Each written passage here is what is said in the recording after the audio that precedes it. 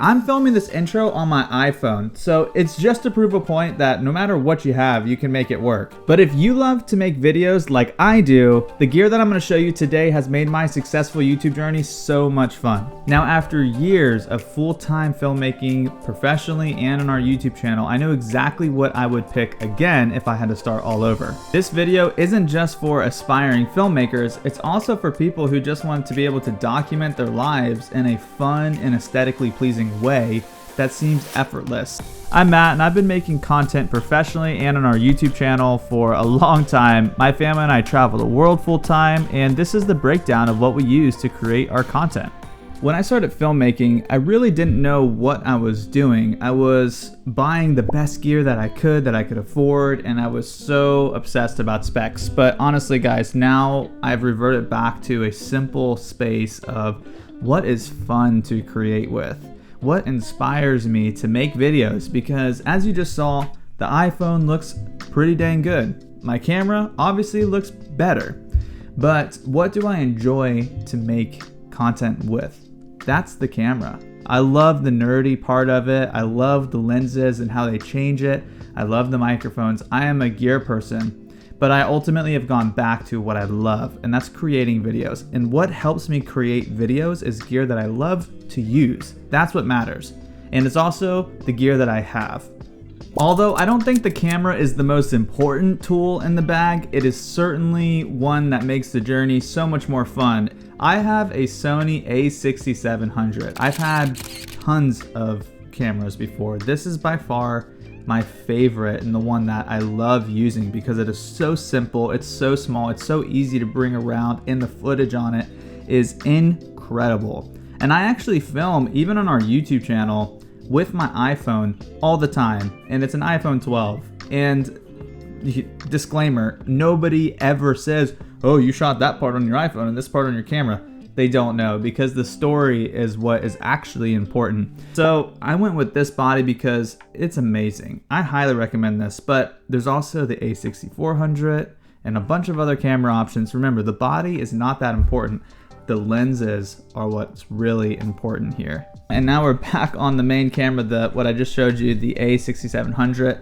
And you can obviously see the difference between that and the iPhone, but it's 90% storytelling when it comes to your videos. People don't care about the quality, really. They care about something that's telling a good story and that's holding their interest. So keep that in mind first off. The next part of this, though, is lenses. If I had to start all over, I would get these two lenses. And this is me after having tons of gear and just like curating it down to the base essentials so I can reduce the size of my pack while we travel full time.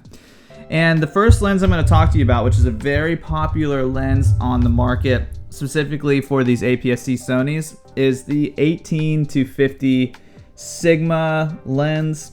Man, this thing is a great lens. It is so small, it is so light, the zoom doesn't stick out too far. It has a 2.8 aperture, so you can get these really nice cinematic looks with a small setup.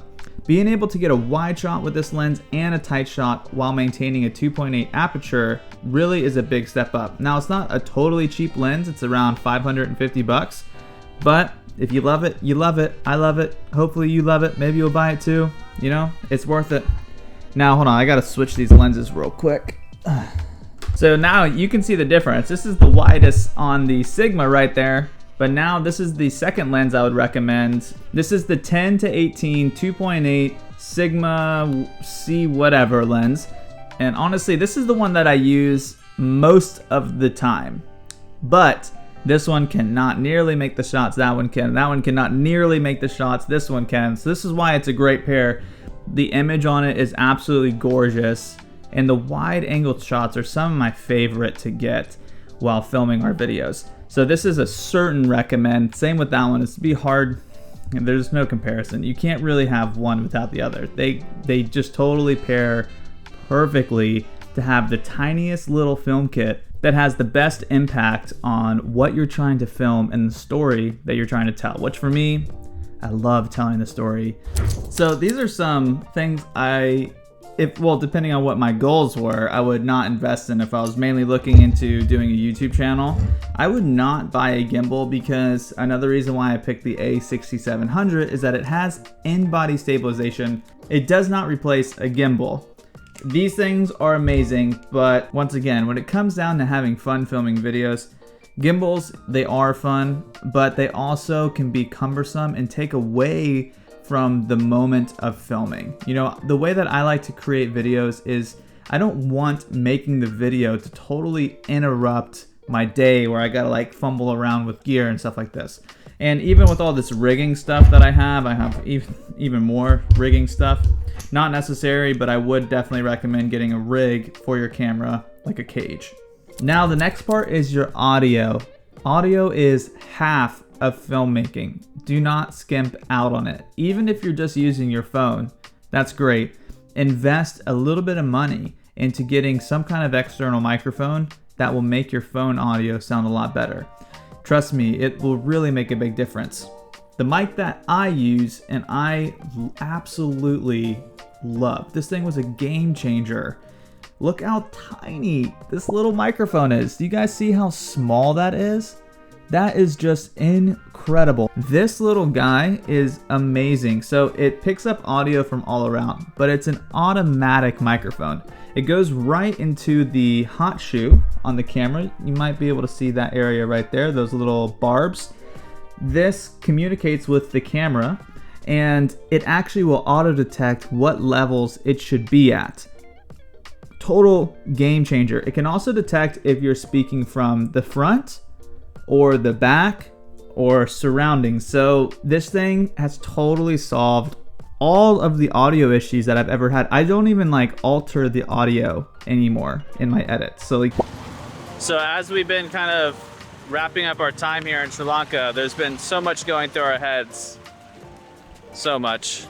But this microphone, I cannot recommend this thing enough. It even comes with this nice little guy. You don't need any batteries or anything like this. Highly, highly recommend. And this little microphone made filming myself a bit more comfortable and less intimidating. And same with the whole setup, honestly. If I was just starting off again, I would also get some wireless mics. But you wanna know what's funny? These are from Small Rig. Would I recommend these ones? Yeah, they're pretty decent and for a good price. But you wanna know how many times I used these while I was traveling abroad full time? 0. So when I need them, you can't do without them. But when you need them is usually kind of rare unless you're doing a lot of interviews. So that's just up to you. Talk about tripods. Okay, so I have 2 tripods. I've had many different tripods. This is the classic Gorilla tripod. I also have the one that my camera's on, which is the, I don't know, it's 0Y02178, whatever it is. I don't even know. But it's a carbon fiber tripod. It's a really actually amazing travel tripod. It's super light. It fits very easily into the bag. But I did not use that one nearly as much as I used this as we were traveling. And kind of in general, like I use this tripod for setup shots like this, but I could have easily used this one right here on the table. It would have done the exact same thing. So if I had one tripod that I could afford, you know, and it was just me and I had a small rig like this, I would definitely get one of these Gorilla pods and get the name brand one, because I've tried like cheap ones off Amazon. They're not as good. But the reason why I like it the most is because this easily fits into my day pack. And actually what I would do all the time, just as the example, I could hold my lens and this tripod, just go just like this and kind of hang here. And it's like totally out of the way. Like it's not cumbersome. And if I need it, boom, I just whip it out real quick and I have it ready to use. And that's why I really loved it. A lot of the cinematic shots that you see, particularly from the video or documentary in Nepal, I use this tripod. I didn't bring that big one around. Even though it's easy to bring around and it's light, it's a beautiful tripod. It's also expensive as heck. I spent like 350 bucks on that tripod. This thing for, I don't know, 40 bucks or whatever. This one was for the win. The next piece of gear that I would buy again for sure is another drone. I mean, is it essential? No. Have I made a lot of videos without the drone? Yes. But this thing just totally elevates the videos to a whole nother level. This one is actually just the DJI Mavic Mini 3. It's not the Pro or anything like that. It shoots 4K, 30 frames a second. It doesn't do a lot of the fancy stuff, but it was so cheap. And I've had much nicer drones than this. But if you go back and watch all my videos, starting from guitar all the way up to where we're at right now in Cambodia, you'll see this drone is used all the time. You would never know the difference. I don't even know the difference. I can see the difference a little bit, okay? Because I'm a nerd and I know the difference, but the viewers have no idea. So get the cheap one, get the one that you wouldn't mind losing, especially if you're new. Okay guys, these three things right here that I have in my hand are small, relatively inexpensive if you're thinking about camera gear as a whole, but things that I used every single time I went out to shoot. These are like my #1 accessories. Most of you guys, if you know any kind of video stuff, you'll know this. This is the Peak Design belt clip or whatever. And this Peak Design belt clip is one of those items that I could not imagine not having. Like, it literally makes the time from needing my camera to having it to filming like 2 seconds, if that. The other things are these variable ND black mist filters. These are on my camera 24/7, except if I'm filming inside, like right now. This one, they're both the same. I'm just gonna show you this one because it's bigger. This one fits on the wide angle lens. So these variable NDs, you'll see it gets darker and lighter. So my ISO is gonna get raised up like crazy, but this is what a 1/4 black mist with a variable ND filter looks like. And it's lovely, man. Look at that bloom right back there. I love this thing. This has made my shots look so much prettier and so much more cinematic. But this is one of the pieces of gear that I love using. It's like less fumbling. If it's too bright, all I gotta do is like twist this ring real fast, and now it's back to being perfect exposure. I personally shoot with my ISO on auto pretty much full time, but that's just me. You know, there's a few things that I haven't mentioned that in order to make videos like this, you need a computer. This one over here is my MacBook Pro M1. It edits 4K off this camera, amazing. Next thing is a pretty good bag. This is the Wondrit Light whatever bag. You can tell a good story with no matter what you have. I'm telling you this from experience, because when I was living in Barbados 8 years ago, and all I had was this cheap Sony a6000 that I got at a pawn shop for $100 because they thought it was broken. It totally revolutionized my life. This one little camera created the spark of loving to make videos. And those videos actually ended up doing really well in Barbados. People just liked them. The camera footage is shaky. It's not high quality. I was using the camera audio, which absolutely sucks, but people still enjoyed it. And what a lesson that is. From starting with nothing to getting so into the gear and getting all the best things, to now coming back full circle to having things that are efficient, that work really well, that are not the best, but they don't need to be the best, because I love using them and I love creating with them.